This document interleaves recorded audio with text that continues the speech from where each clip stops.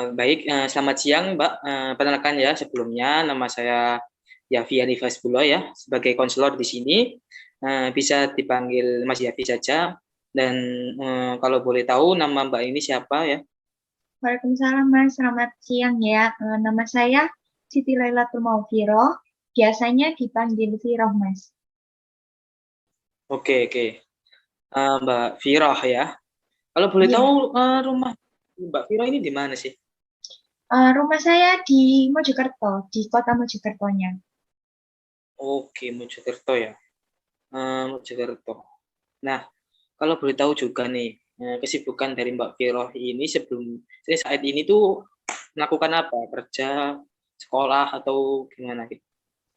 Kesibukan saya saat ini tuh kuliah. Saya tuh kuliahnya di Surabaya, tapi berhubung pandemi gini ya Mas ya, jadi tetap online terus, tapi kegiatannya berkuliah seperti itu. Oke, oke, oke. Kuliah ya daring ya. Iya, iya, soalnya pandemi gini ya Mas, jadi nggak bisa ke kampus dulu. Iya, iya, iya, saya maklumi. Terus saya juga meminta maaf ya karena konseling kali ini kita hanya bisa melakukan secara daring ya karena saat ini juga lagi PPKM jadi tidak menentukan untuk kita bertemu. Nah, Iya Mas. semoga semoga kita lebih akrab ya, saling akrab, saling kenal. Nah, untuk selanjutnya ini Mbak Viro ya, sebelum kita masuk ke konseling, ini saya ingin menjelaskan nih aturan-aturan dan juga norma-norma dalam melakukan kegiatan kali ini. Di mana ini saya harap Mbak Viro ini mampu menceritakan ya seluruh permasalahan yang ingin diselesaikan ya dengan sejujur-jujurnya di mana tanpa ada yang ditutup-tutupi dari Mbak Viro. Dan juga untuk permasalahan Mbak Viro ini saya jamin 100% kerahasiaannya dari permasalahan-permasalahan ini akan saya tutupi, jadi tidak akan saya bocorkan kemana-mana. Bisa dipahami ya Mbak? Iya Mas, bisa saya pahami. Jadi dari proses ini tuh saya kayak nggak perlu takut gitu ya Mas ya, buat takut seperti permasalahan saya tersebar ke teman saya atau ke orang lain gitu.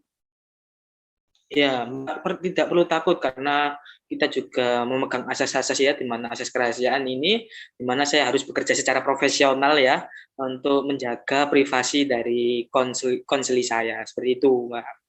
Iya berarti aman ya Mas. Iya bisa saya pahami.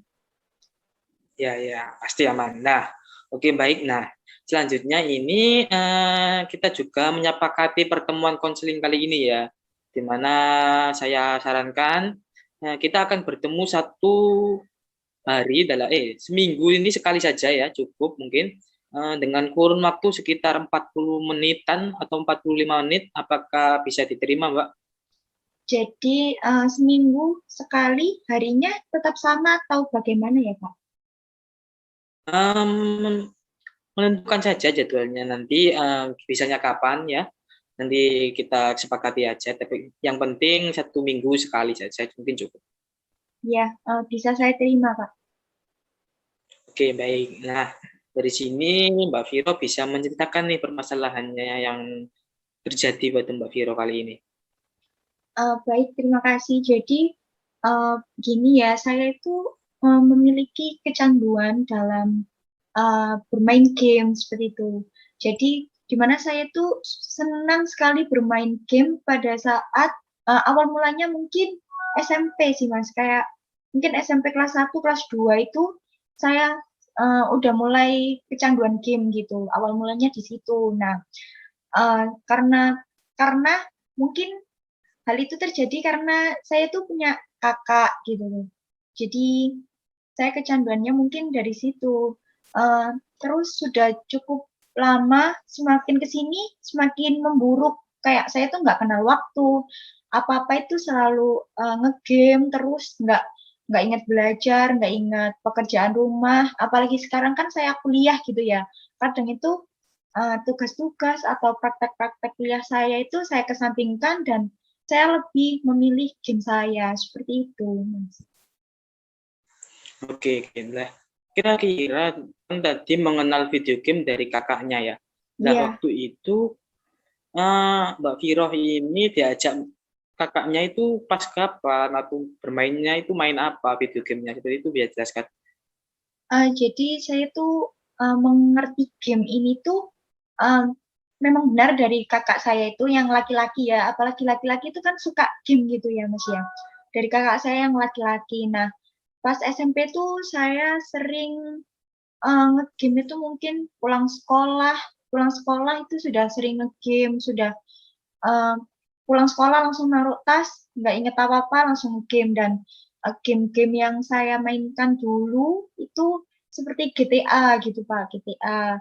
Terus kalau sekarang itu beralih ke ML atau Mobile Legends dan PUBG kayak gitu sih, lebih ke perang-perang gitu. Soalnya kan kakak saya laki-laki, jadi mengenalkan game ke saya itu yang dominan ke laki-laki seperti itu. Oke, oke, oke.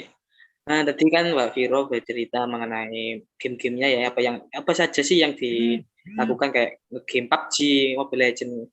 Emang emang emang dari Mbak Viro ini sendiri, apakah kayak sekarang kan udah banyak nih turnamen-turnamen, apakah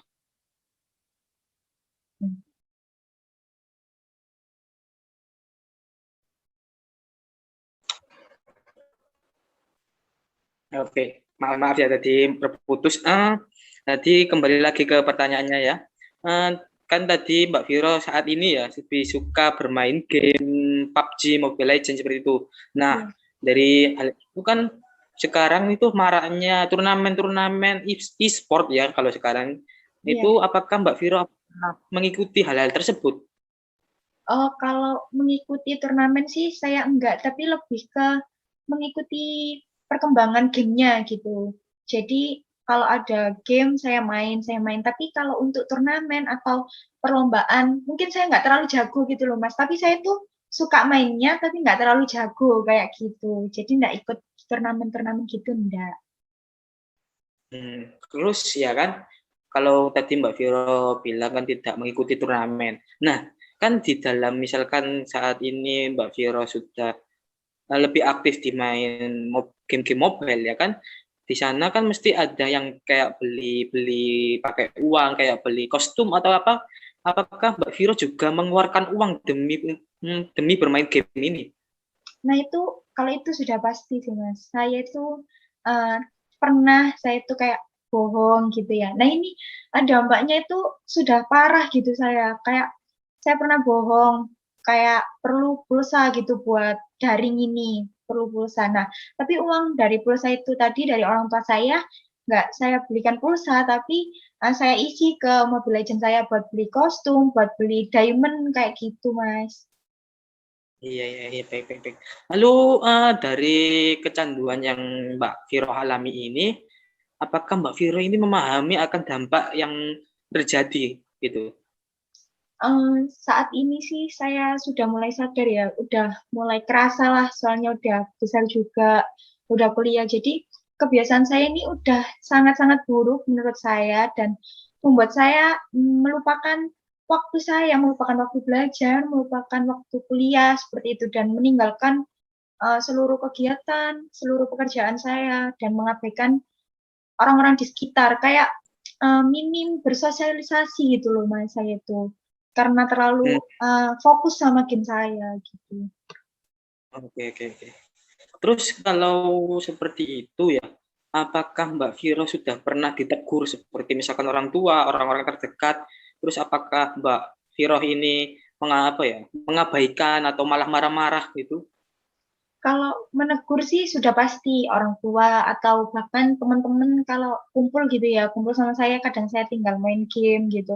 Itu sudah pasti menegur, tapi saya tuh lebih ke masuk telinga kanan, keluar telinga kiri, ndak marah, ndak apa, tapi ya udah nanti nggak saya hiraukan gitu loh Mas, apa yang dibicarain teman-teman, apa yang ditegur orang tua saya itu saya nggak pernah dengerin kayak oh ya udah gitu. Terus saya tetap fokus sama game saya seperti itu Mas. Oke, oke. Nah, terus apakah orang-orang di sekitar seperti teman-teman Mbak Viro ini malah menjauhi atau bagaimana gitu? Nah, sebenarnya kalau menjauhi sedih, ada yang menjauhi, ada yang enggak, ada yang lebih mendekat itu karena mungkin nge-support biar saya bisa berubah gitu ya. Makanya saya itu udah ada niatan buat berubah itu mungkin dari orang-orang yang mendukung saya, tapi beberapa orang juga ada sih yang menjauhi karena sifat saya yang seperti ini, seperti itu. Jadi kayak 50-50 ada yang menjauhi, ada yang memberikan dukungan supaya saya bisa berubah, seperti itu, Mas. Oke oke. Nah, terus misalkan nih saya hadapkan, ya kita membayangkan bahwa kira-kira misalkan ya, ini Mbak Viro ini sedang misalkan seharian nih nggak ada kerjaan. Apakah Mbak Viro lebih memilih untuk bermain game atau lebih melakukan pekerjaan-pekerjaan yang lebih produktif? Kalau mungkin untuk saat ini, Ya, misalnya ini. untuk saat ini saya udah mulai mencoba membuka mindset saya gitu ya.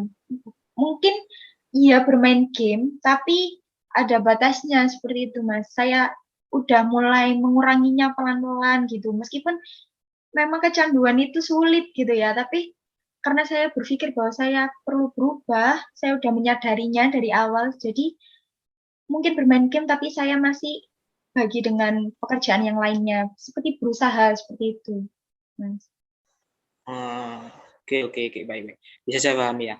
Nah, baik ya jika begitu bahwasanya Mbak Viro ini sudah cukup, ketergantungan ya dengan bermain video game yang membuat Mbak Viro ini seperti mengabaikan orang-orang yang ada di sekitar dan juga, apa tadi yang disebutkan seperti melupakan pekerjaan-pekerjaan yang, apa, yang menjadi tanggung jawab Mbak Viro ini dan juga, apa ya, tadi, nah, untuk mengawali usaha dan juga untuk merubah kebiasaan Mbak Viro ini ya, saya ingin Mbak Viro ini dapat, apa ya, lebih bermain lebih berpuasa ya, lebih menunda bermain game, video game ini, dengan gantinya adalah melakukan kegiatan-kegiatan yang lebih positif, di mana kegiatan-kegiatan tersebut lebih bermanfaat ya bagi Mbak Viro, seperti menyelesaikan pekerjaan yang Mbak Viro miliki, atau bisa melakukan hal-hal yang lebih bermanfaat seperti mengajak ngobrol orang-orang di sekitar seperti orang-orang rumah,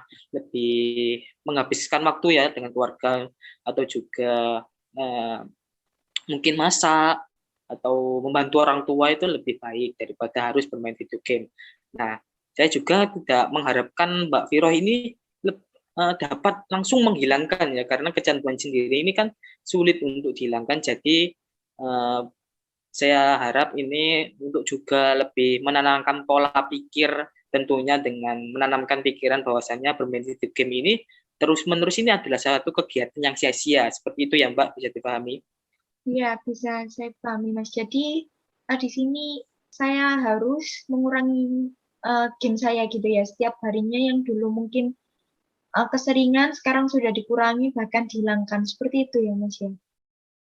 Iya, situ. Jadi sedikit demi sedikit saja. Nah, untuk saat ini saya harap Mbak Viro selama seminggu ya kan ya, tadi dapat melakukan yang saya sebutkan tadi, jadi sedikit demi sedikit mampu menghilangkan atau setidaknya yang sebelumnya Mbak Viro selama 24 jam Mbak Viroh ini bisa bermain game misalkan 12 jam, ini selama seminggu bisa dikurangi menjadi mungkin 8 jam sehari atau 7 atau 9.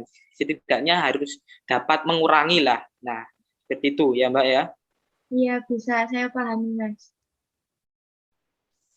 Nah, untuk saat ini saya rasa konseling kali ini kita akhiri saja ya, karena mungkin kita bisa melihat perkembangan dari permasalahan Mbak Viro ini minggu depan, gitu ya. Iya, Oke, baik. oke baik. Begitu kita akhiri dan juga saya meminta maaf ya tadi karena kita melakukan konseling secara daring, pasti ada saya kendala-kendala seperti tadi saya tiba-tiba keluar. Jadi saya mohon maaf ya apabila banyak kekurangan ya karena belum bisa bertatap muka sebelumnya. Wassalamualaikum warahmatullahi wabarakatuh. Waalaikumsalam warahmatullahi wabarakatuh. Terima kasih ya, Mas, sebelumnya. Saya akan berusaha supaya, pertemuan kali ini lebih bermanfaat untuk saya. Terima kasih.